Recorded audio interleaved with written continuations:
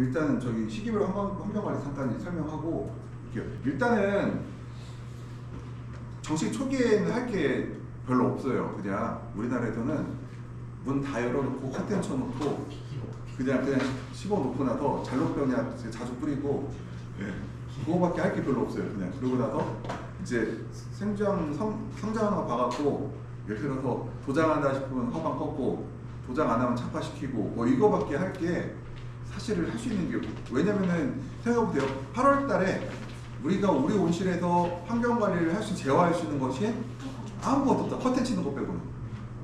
창도 다 열어있죠. 비 오지 않는 한 100% 완전히 개방시켜놨고요. 그 다음에 커튼 같은 경우도 뭐 비 오는 날 빼고는 전부 다 저기 뭐 90% 정도 80% 다 차광시켜놓은 상태이고 그 다음에 물 같은 경우도 줄 게 없는 게 이게 큐브 안 하고 바로 심으실 거잖아요. 네네. 그러면은 우리가 큐브 같은 경우는 정식 초기에 예를 들어 하루에 3번에서 5번 정도 뿌리 박을 때까지 물을 주는데 큐브에 아니 바로 이제 그 배지에다가 바로 심을 때는 그것도 필요 없는 게 배지 안에 물이 잔뜩 있어갖고요. 한번 그 뿌리하고 배지 상토하고 배지하고 만나라고 한번 물 한 번 주고서는 그냥 끊어버리거든요.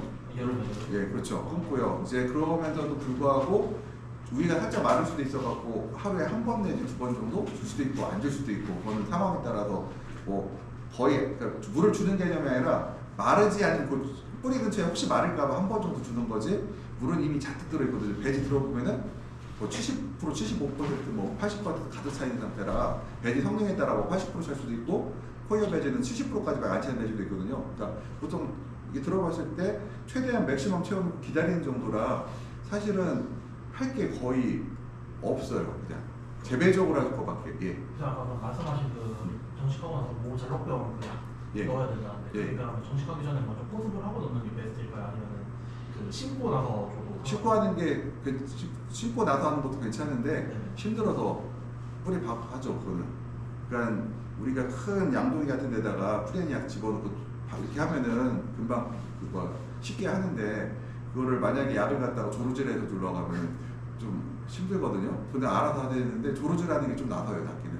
왜냐면 배지 주변도 좀 젖어갖고 약효가 조금 지속되고 주변에 것도 좀 그러니까 배지 주변 것도 죽이는 배지 안에 것도 좀 죽이는데. 조르질이 어떤 저거 두상할까? 두상만 이게 두상할 때 맞아요. 이거 고압으로 갖다 하나씩 이렇게 얘기 줘야 되는데 여기는 그 온실이 작으니까 그리고 사람이 많잖아요. 온실 규모에 비해서. 그러니까 이제 쉽게 할 수 있겠네요. 근데 만약에 3,000평에 외국인 4명 데리고 간다 그러면은 굉장히 일이 많거든요. 그래서 저는 이제 큐브로 이렇게 담가서 하라고 하는데 그럼에도 불구하고 어제 그러니까 부산에 어떤 농민이 전화가 왔었는데 좀 친하신 분이거든요. 그분 같은 경우도 힘드니까 그냥 포트에 담으세요. 포트가 다 담아서 하시는 거 어때요? 그랬더니 자기는 외국인이 할 일이 없어갖고 전부 다 그 하나씩 뭘 주겠다 하시더라고. 그러면은 그 좋은 방법이 그렇게 하시면 좋죠. 이렇게 하고 말았어요.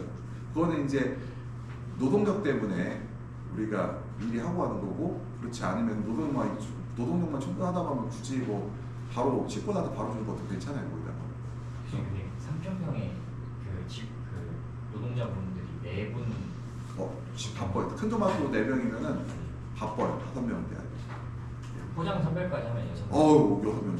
포장 선별 빼고 그냥 알만 가져갔어요. 다 그것만 했어요. 예, 그래서 그 6명 해도 저기 밀릴 때는 4, 5월 달에는 잠깐 저기 사람 쓰거나 야간에 뭐 주말 같은데 근처에 데려다 써야 돼요. 한번 일이 밀리기 시작하면은 이게 되게 악순환이거든요.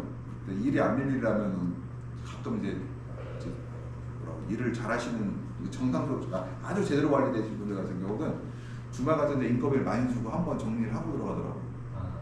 어쩔 수 없이 그걸 정리를 해야지. 왜 그러냐면은 정리를 안 하게 되면은 그 상품성이 계속 떨어지거든요. 근데 그러다 보니 상품성이 떨어질 것부터 따기 시작하니까 원래 정상적인 과일도 조금 있으면 이틀이면 상품도 없어집니다. 그래서 지금 사실은 7월달, 8월달에는 해줄 게 제어할 게 아무도 것도 없거든요. 말씀드려 진짜 뭐 커튼 다 쳐놓고 있고 모델같이 비 오면은 걷어놓고 있고 이거밖에 할 게 아무것도 없어요. 물 주는 것도 마찬가지로 뭐 이게 이미 포섭 상태라 이게 배지 무게가 우리가 이 겨울철에는 50%까지 더 떨어뜨리라고 하는데 여름철에는 50%못 떨어뜨려요. 한 60% 정도까지 못 떨어뜨리고 이제 이런 경우는 있더라고요. 그 여름철에 하도 이제 도장하고 그러니까 이씨를 좀 높게 나와서 키를 좀 천천히 키운다는 분이 있어요. 굉장히 오히려 이씨를 뭐 4, 50 공급하는 분도 계신데 그게 과연 좋은 건지 아닌 건지는 아직 제가 판단이 안 서요. 근데 저는 원래 규정대로 2.5, 3.0 공급하고 그다음에 근권 이씨를 서서히 올리는 방향으로 가는 게 맞지 않나 싶거든요. 근데 어떤 분들은 실제로 막 근권 이씨를 4, 5까지 올려야 키가 좀 들큰다고 하시는데 이론적으로 들크는 건 맞는데 그러면은 얘가 식물의 증산량이 잎이 좀 작아지지 않을까? 왜냐면은 물을 아무래도 잘 흡수를 해야 될 시기인데 이씨가 높으면은 아무래도 덜 흡수하게 되거든요. 그래서 그런 건 좀 문제가 있지 않을까 생각을 하고 있는데 제가 뭐 양쪽 말이 다 맞는데 근데 일반적으로 하는 거는 앞에 사람 듣고 그러니까 2.5, 3.0으로 공급해서 서서히 이씨를 높이는 방향으로 대부분 가니 그게 더 맞지 않을까. 아직 다수설은 그거니까. 그래서 한번 해보시려고 하면은 뭐 일부 구역을 좀 나눌 수 있으면은 한 구역만 좀 이씨를 높게 공부하고 한쪽은 좀 2.5, 3.0 공급하고 한쪽은 한 4.0 공급해 보시는 것도 그렇다고 3.5 공급하면 의미 없어요. 한 4.0, 4.5 해줘야 차이가 확 나지. 뭐 사람 조금 더 준다고 해서 뭐 갑자기 달라지는 거거든요. 근데 시기와 복합 환경 관리에서 이제 우리가 환경 기본 관리가 들어보게 되면요, 우리 일반적으로 이제 2단 제어를 많이 하고 있고요. 2단 제어라는 거는 일출 일몰 갖고 제어를 하는 거죠. 일출 일몰 갖고 얘기해서 보통 일반적 제어에서 보게 되면은 과일이 이슬 점 방지를 위해서 일출 30분 전에 주거 온도를 도달시킨다는 건 이해하시죠? 네. 왜냐면은 30분 전에 도달하려고 하면은 예를 들어 상황에 따라 하지만 여기는 이제 19도에서 21도로 올리잖아요. 그러니까 2도니까 2시간 전에 올리는데 어떤 경우는 이제 예를 들어서 뭐 내가 13도 관리했단 말이에요. 뭐 주가 온도를 예를 들어서 19도로 시작한다고 하면은 그 13도에서 16도는 3도 차이 나잖아요. 그러면은 해가 일출 6시라고 하면은 3시간 전, 그러니까 3시부터 조조과온이 들어가요.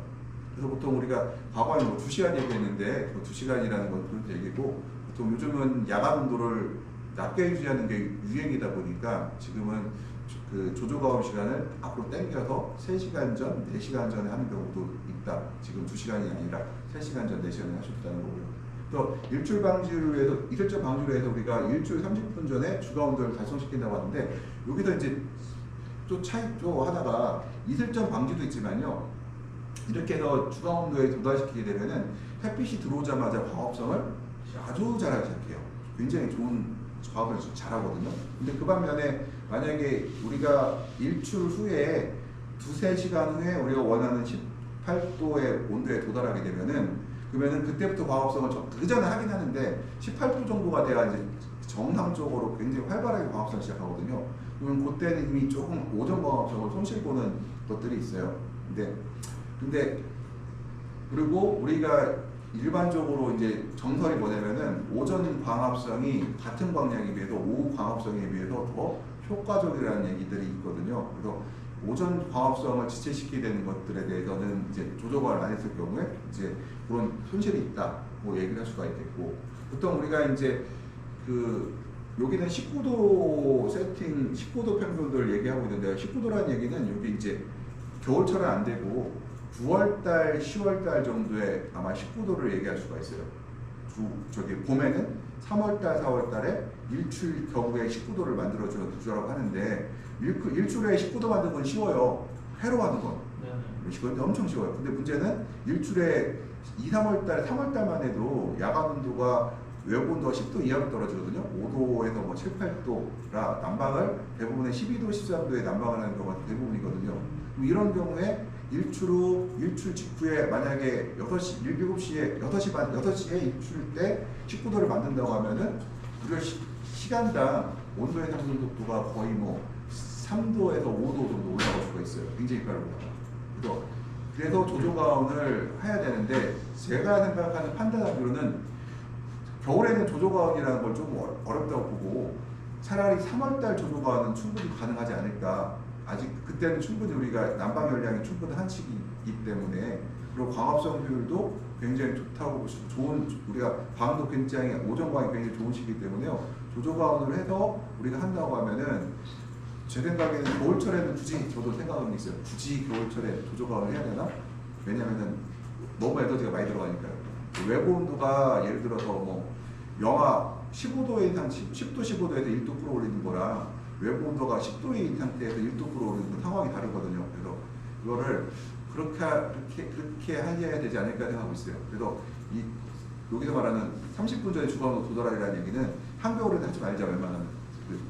제가 해도 크게 그 에너지 비용 생각하면 이익이 될까라는 생각이 드는데 3, 4월 달은 할 수도 있지 않을까.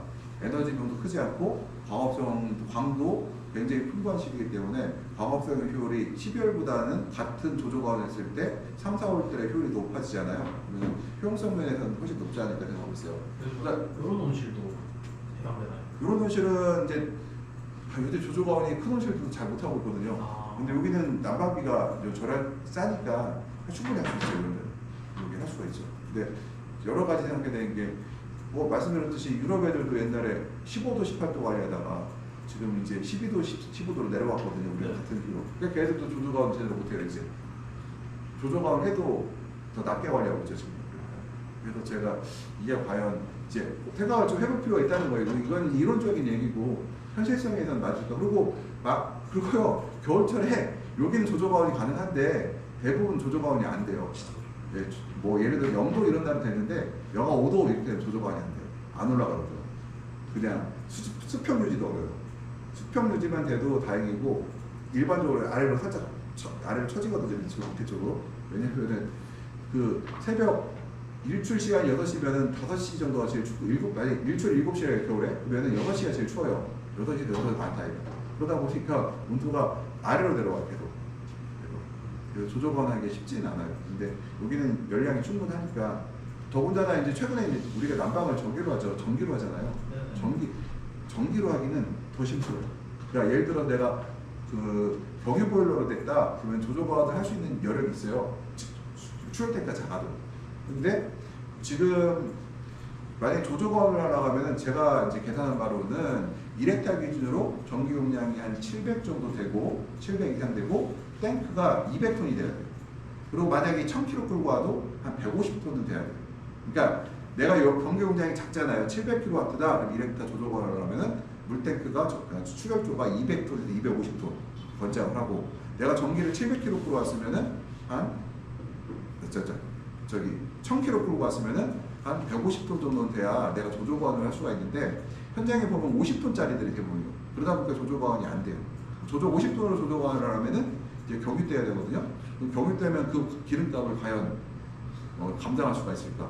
그래서 제가 이게 설비가 완벽하게 갖춰져야 되는데 여기 설비가 완벽하게 갖춰졌으니 가능한데 일반적으로 제가 이제 예를 들어 250톤 탱크 오케이 하세요.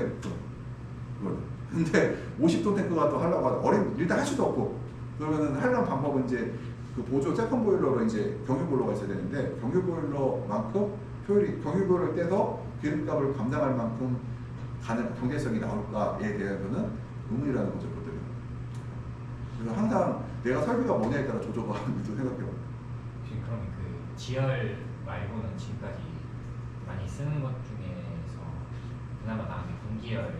공기열이죠. 공기열 같은 경우는 저희 지도 교수님하고 한번 경제성 관련해서 한번 우리가 계산을 해봤어요. 엑셀로 갖고 그랬더니 지도 김영식 교수님이 우리 김영식 교수님하고 저는 항상 돈으로 얘기하잖아요. 저하고 김영식 교수님하고 이상돈 박사한테는 항상 돈으로 얘기해 모든 것을 돈으로 계산하거든요. 근데 70% 했을 때 또이또이 돼버리더라고요. 70% 됐을 때 그러니까 감가상각을 10년 잡고 또 우리가 보조를 70% 받아서 4억이냐 70 원래 이제 보조 사업은 내가 개인적으로 할 때보다 30%더 올라가요. 업돼요 비용이. 그러면은 남들이 3억이면 난 4억 2천 정도 공사를 해야 되거든요. 근데 거기엔 보조 30%를 때려버리면은 1억 2천 정도에 1억 3천이 나오잖아요. 거기를 감가상각을 10줄 칩을 때린 다음에 그 다음에 따져보니까 그게 이득인가에 대한 의문들이 생겨요. 20% 정도까지는 확실히 이득이 되는 거 맞는데 30%만 해도 조금 글쎄 정도 돼버리고 그리고 그 결국은 이게 에어컨이잖아요. 에어컨 효율이 시간이 지남에 따라 좋아질 리가 없잖아요. 갈수록 떨어지고. 그리고 이것들은 일반 건물에 쓰는 에어컨과 다르게 오실에 쓰는 것들은 외부 환경에 영향을 크게 받아갖고 일종의 고장이 더 내구성이 좀 떨어진다는 생각이거든요. 그래서 저희들이 계산할 때는 30% 정도, 70% 보조받으면은 생각을 좀 해볼 필요가 있고 20%면 해도 됐고 한 60%, 50% 보조면은 하면 할수록 마이너스고 대표적인 사례가 우리 컨트롤 박스 가면 콘덴서가 들어있거든요. 콘덴서가 없어도 돼요. 근데 콘덴서가 하면 전기요금 몇천 원 들어야 되는데 콘덴서를 달고 이 비용이 실제로는 나의 전기요금에는 마이너스가 돼요. 설비 비용이 더 올라가서. 근데 국가 차원에서는 콘덴서가 들어가면은 국가 전기가 적게 들어가니까 이익이 되고요. 그래서 이런 내용이 되버리지 않을까. 그러니까 공결 펌프를 달게 되면은 국가 차원에서의 예를 들어서 탄소 제로에는 더 수가 있는데 보조를 조금 받게 되면은 이제 개인적으로는 큰 이득이 안 되거나 오히려 손해볼 수도 있다는 이제 얘기가 나와버릴 수가 있죠, 이거들요. 그래서 수결 탱크 아직도 저는 공결 펌프는 건물 안에 쓰는 건 좋겠는데 이게 과연 왜냐면 농사용 전기는 싸거든요. 근데 만약에 농사용 전기가 비싸져갖고 예를 들어서 이제 하다못해 산업용 전기라는 가격을 같이 받는다고 하면은 그때는 공결팅 버프를 고려를 해볼 필요가 있겠죠. 근데 농사용 전기는 싼데 굳이 저거를 보조율이 떨어진다고 하면은 할 이유가 있을까? 전기는 에너지 효율이 엄청 낮지 않나요? 아니죠. 에너지 효율은 똑같은데요. 공결팅 펌프는 일종의 COP라는 개념을 사용하잖아요. 전기 1kW를 썼을 때 연량이 얼마큼 나온다는 COP라고 하는데 문제는 전기열팅 펌프를 쓰나 공결팅 펌프를 쓰나 전기를 쓰나 어차피 추결 탱크의 크기는 똑같아요. 왜 그러냐면은 어차피 전기도 낮에 전기를 충전을 시켜놔야 되거든. 물을 데펴놔야 되는데 한겨울에는 공기가 건조하기 때문에 공중에서 물을 땡겨올 틈이 없어요. 열을 뺏어오고. 그래서 한겨울철에 COP가 1월달, 12월달, 1월달에 COP가 1.1 거의 1에 육박해버리거든요. 그래서 내가 700kW의 전기를 필요하면 700kW 그대로 갖다 써야 돼요. 근데 그냥 용량을 줄이지 못하죠. 그러니까 전기 설비에 대한 절감은 없어요. 근데 이게 이제 여름철에 가면은 이제 4월, 5월 가면 COP가 이제 2.8, 3.0 나오거든요. 이때 에너지 소모가 적죠. 없죠. 별로 없죠. 3월, 4월 달도 적어요. 그러니까 1년 평균 내버리면은 우리가 얘기할 때 잘해야 20에서 30% 보거든요. 전기 절약분을. 그러면은 한 2천만 원에서 3천만 원 정도라고 우리가 볼 수가 있는데 1헥타 기준으로 잘하면 3천만 원, 2천만 원에서 3천만 원 사이를 전기 절약분을 볼 수가 있는데 이제 기타 비용들이 예를 들어서 이제 보면은 내가 예를 들어서 1억 4억 5천에 30% 70% 보조를 받았으면은 4-32, 5-35, 1억 4천에서 1억 5천이 들어가잖아요. 그러면은 10년으로 봤을 때는 1,400에서 1,500 정도가 들어가는 거고, 그 다음에 그때까지 갈지도 모르겠어요. 첫 번째. 고장나면 또 수리해야 되잖아요. 그것까지 계산해야 되는데, 그러면은 전기요금이 절약되는 거는 우리가 보면은 1헥타 기준으로 해서 전기요금이 1억 한 2천에서 1억 4천이 나오는데 난방비로 들어가는 거는 1억 2천 보고 한 1, 2천만 원 정도는 구동모터라든가 이런 거 들어가서 잡아요. 그러면은 우리가 절약할 수 있는 건 거의 1억 2천 분야거든요. 거기서 20%에서 30%가 가면은 2천에서 3천 정도인데 이 고장이 안 나고 끝까지 갈 때는 문제가 없는데 5년 후에 고장 나버리면 이제 그때부터 돈 단위가 한번 고장 나면 1,000 단위로 들어가거든요. 그럼 한 번 1,000 때려버리면은 그의 전기요금 감면된 거는 거의 없는 거랑 똑같아져요. 그래서 이게 과연 이득일까? 고장이 안 나고 10년 이상 쓴다고 하면은 이득이 나오기는 맞는데 고장이 안 나고 과연 10년 이상을 쓸 수가 있을까에 대한 의문들도 있고, 그리고 고장 나면 일단 돈이 많이 들어가고. AS 기한이 2년이에요? 4년이에요? 3년? 우리 버프가 내가 볼 때는 기케야 4년 해주지 않을까? 우리 집안에 쓰는 건 에어컨 2년이니까 콘덴서 같은 경우는 5년 해주잖아요. 근데 콘덴서 아니고 다른 것들은 그렇게 안 해줄 것 같기도 하고. 지열은 그거는 한번 고장 나면 답이 거의 없지 않습니까? 지열은 돈이 엄청 더 들어갔죠. 대신 지열의 에너지 효율이 그나마 좋아요. 네. COP가 그 겨울에도 좀 나오는 편이에요. 왜냐하면은 지하 땅에서 빼오니까요. 근데 공기열도 펌프는 거의 밖에서 공기도 빼어버리니까 이게 겨울철에 안 나와요. COP 자체가. 그래서 광고하는 것들 있잖아요. 2.9 뭐 이런 거는 12월, 1월 달 얘기가 아니라 4, 5월 달 얘기를 하는 것들이에요. 4, 5월 달은 우리가 COP가 높아봐야 별 의미가 없어요. 그때 뭐 전기요금 별로 나가지도 않는데 그때 우리가 원하는 건 12월 달, 1월 달인데 그때 잘 사용하려면은 지열로 들어가는 게 맞는데 지열은 1회 타는데 10억이 넘어가거든요. 그 10억이 넘어가니까 이제 이게 문제죠. 보조 80% 해도 이제 그렇죠. 보조를 무조건 80% 받아야 돼요. 보조가 받아도 10억 뭐 이상 들어갈 거예요. 그러면 1회 타 기준으로 한 옛날에 10억이었으니까 올랐을 확률이 높아요. 그러면 12억 잡으면은 보조 70% 받으면은 괜찮죠. 80%. 네, 괜찮죠. 그러면.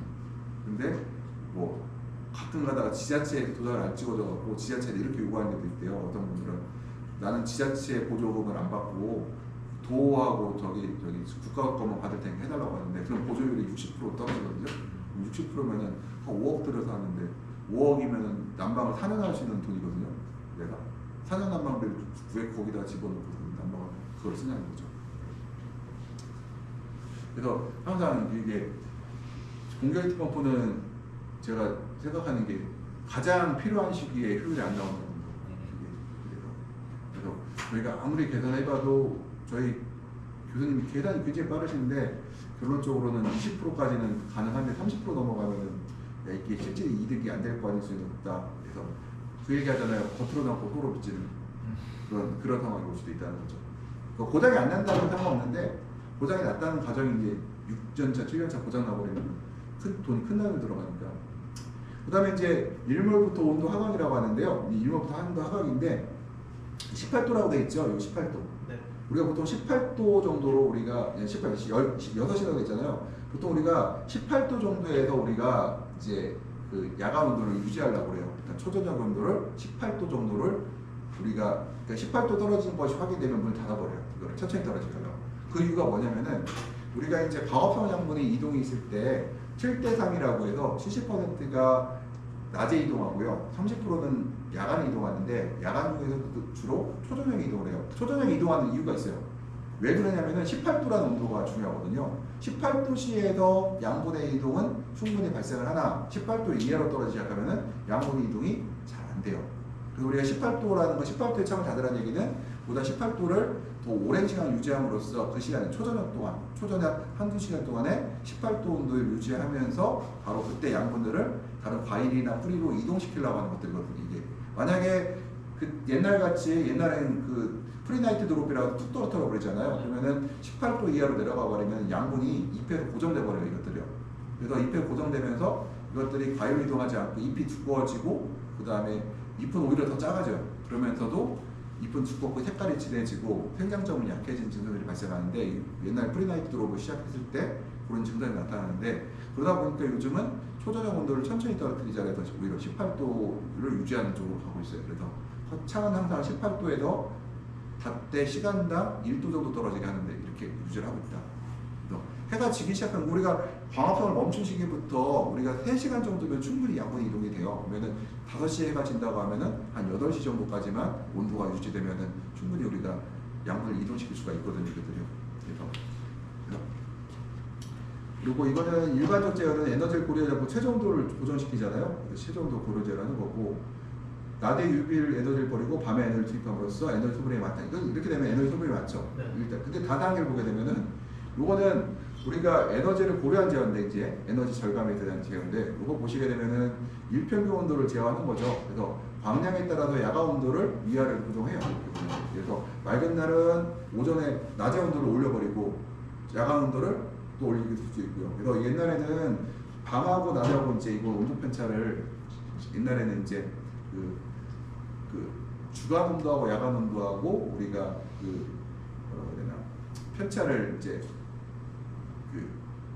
작게 뒀었잖아요. 근데 지금은 이제 크게 두는데 맑은 날 보게 되면 이게 빨간색 위쪽으로 와 있잖아요. 이게 보면 그리고 이 온도를 갖다가 위쪽으로 이렇게 해서 옛날에 이게 21도라고 하면은 우리가 이거를 흐린 날 같은 데는 낮게 유지하고 맑은 날은 높게 유지해서 함으로써 우리가 이거를 에너지를 갖다가 평균 온도는 맞추는 거죠. 주간 온도 올리고 야간 온도 떨어뜨려서 평균 온도를 맞추는 전략으로 가고 있다는 거죠. 이 얘기는 낮의 에너지를 최대한 광해 에너지를 최대한 이동 사용함으로써 우리가 에너지를 절약하는 제어 방법으로 가고 있다는 거고요. 그래서 그 난온도 높이고 밤온도 낮춰서 에너지 절감하는 것들, 평균 온도는 유지하되 그것들. 그래서 요새 보니까 최근에 보니까 약간 온도 트렌드 관리라는 게 있더라고요. 네, 트렌드 관리. 그거에 대해서 혹시 어떻게? 트렌드 관리라는 거는 이제 그러니까 우리가 하루씩은 놓고 하는 게 아니라 트렌드는 분석 바깥으로 빼갖고요. 예를 들어서 3일치 오늘 데이터를 확인하는데 오늘치를 보는 게 아니라 3일치 평균을 봐요. 일주일치 평균을 봐서 일주일 동안 평균 온도가 어땠나. 그러니까 그럼 일단 시간당 예를 들어서 뭐 9시 온도가 얼마였고 10시 온도가 얼마였고 이 곡선을 보기도 하고 그러니까 하루의 변화, 그러니까 하루 동안 온도가 빨리 올라간다 이거는 약간 영향을 주지만 만약 일주일씩 보게 되면은 일주일 동안 얼마큼 온도가 빨리 올라간다, 평균 온도가 얼마였나, 최고 온도가 얼마였나, 최저 온도가 얼마였나 거기다 광을 집어넣으면은 광의 트렌드까지 나와버리겠죠. 그래서 이거를 할 때는 트렌드라는 거는 하루치가 아니라 개념이 아니라 3일치, 일주일치를 갖다가 우리 트렌드로 분석을 해요. 하루치를 분석하는 게 아니죠. 그 예를 드는 게 이제 사람을 예를 제가 그 얘기를 그전에 했을 거예요. 내가 어제 저녁을 먹고 밤에 치킨을 한 마리 다 먹고 잤어요. 그래서 어제 4,000칼로리를 먹었단 말이에요. 근데 오늘 아침을 굶고 점심 때 뭐죠 이렇게 해서 누른밥 조그만 끓여 먹고 저녁 때 뭐 샐러드 먹고 끝났으면은 어제 오늘 평균 되면은 아마도 2,500kcal의 평균이 맞아질 테고 근데 오늘 내가 너무 심하게 그렇게 먹으면 힘드니까 오늘은 좀 어제는 그렇게 먹었으니까 아침에 누른밥 먹고 오후에 닭가슴살 샐러드 먹고 저녁 때 저녁으로 먹으면은 그 다음날 또 그 방식을 취하면은 3일치 평균 되면은 우리가 원하는 2,000에서 2,500kcal의 평균 킬로리가 나오죠. 바로 그게 트렌드예요. 하루치로 계산하는 것이 아니라 3일치로 계산하고 트렌드 기간은 짧을수록 좋아요. 그래서 트렌드가 기간이 길어진다는 얘기는 우리가 이 그림을 쓰거든요. 내가 목적이 이렇게 가는데 여기서 이렇게 가는 거는 트렌드가 하루 트렌드로 가고 이렇게요. 3일 트렌드는 이거고요. 일주일은 이렇게 되겠죠. 이렇게요.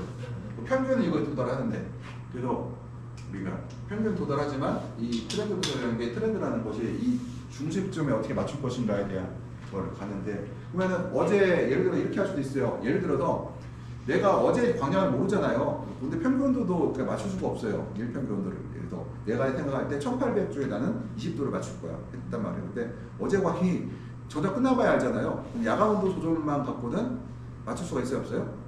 못 추죠. 그러면은 내가 오늘 그 온도를 맞춰버리는 거예요.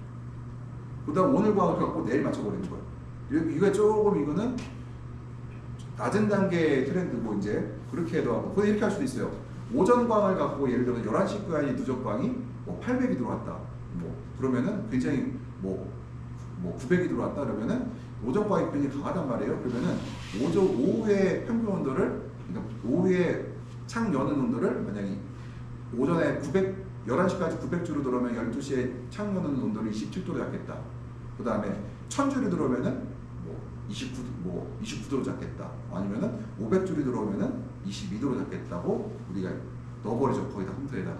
그러면 오전 걸 보고서는 우리가 오후 걸 잡을 수가 있고 이거는 굉장히 짧게 움직이는 거죠. 그리고 이런 경우도 있어요. 11시, 2~3시까지 보는 경우도 있어요.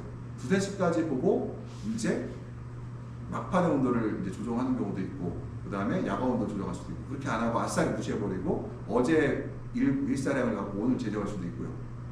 그래서 이거를 하루치가 아니라 어제, 오늘, 내일 뭐 이런 식으로 해서 며칠치를 뭉쳐서 우리가 관리하는 거죠. 그거는 모든 생물체는 마찬가지 하루를 했다고 해서 뭐 문제가 뭐 살이 찌거나 갑자기 빼짝 마르거나 이렇지는 않는단 말이에요. 우리가 오늘도 마찬가지로 저희 아침에 뭐 조그마한 하나 먹고 왔는데 하나도 배가 안 고프거든요. 왜냐 어제 많이 먹었기 때문에. 근데 점심 때 가면 좀 먹을 거 아니에요. 그러면 점심 때 많이 먹으면 저녁 때 어떻게 해요? 적게 먹게 되죠. 또 왜냐면 점심 때 마음이 부대끼니까. 그래서 이거를 사실은 나눠서 조금씩 먹는 게 좋긴 하지만 뭐 그렇게 못했을 경우에는 추후적으로 가능하다는 거예요. 그래서 추후 관리로 해서 우리 트렌드를 해요. 추후 관리로. 아까 그날한 건 트렌드가 아니잖아요. 오전 광만 그냥 갖고 오후에 온도를 맞추고 그 다음에 저녁 때까지 몰 때까지 온도를 광량을 보고 다시 저녁에 야간 온도를 설정할 수가 있잖아요. 이거는 우리가 트렌드라고 하기는 모르고 그날 한 건데 트렌드라고 하는 거는 내가 2~3일치를 갖고 이제 다음 주 2~3일을 결정하는 것들을 트렌드라고 얘기하죠. 이것들을. 이게 환경제어 컴퓨터가 좋은 것들은 이게 되는데요. 제가 프리바 거는 제가 제대로 안 봤는데 호겐드로 거는 이게 돼 있더라고요. 그래서 트렌드를 뺄 수가 있더라고요. 이게 보시게 되면은 이게 지금 지금 요거 같은 게 짙은 녹색 있잖아요. 이게 뭐냐면은 이게 과거에 이제 그러니까 이렇게 전통적 방식이었죠. 이렇게 일반적으로 이렇게 보면은 주야간 온도 편차가 적죠. 네, 적죠. 그래서 이게 이제 과거에 그 네덜란드에서 우리한테 가르쳐줬던 방식이 되겠죠. 근데 우리는 옛날부터 요 방법을 썼어요. 요거 이렇게 아래 거를 원래. 근데 경향이 바뀌었어요. 세계적으로. 요 주황 여기 분홍색으로 바뀌었어요. 지금 세상이. 이 분홍색으로 바뀐 이유는 일단은 이제 그 에너지 가격이 상승한 게 제일 큰 이유고요. 두 번째로 네덜란드 애들이 그 에너지 가격이 상승하다 보니까 우리와 같은 전략을 분홍색 전략을 쳤거든요. 그 결과적인 폴티데이라는 지책을 보면 그 결과물이 나오기 시작했는데 별 차이가 없더라고요. 별 차이가 없다고 끝났어요. 그래서 그 과거에 우리가 했던 방식이 이제 어떤 컨설턴트들은 이제 이런 얘기를 했단 말이에요. 야, 네덜란드 마차의 생산성이 올라가.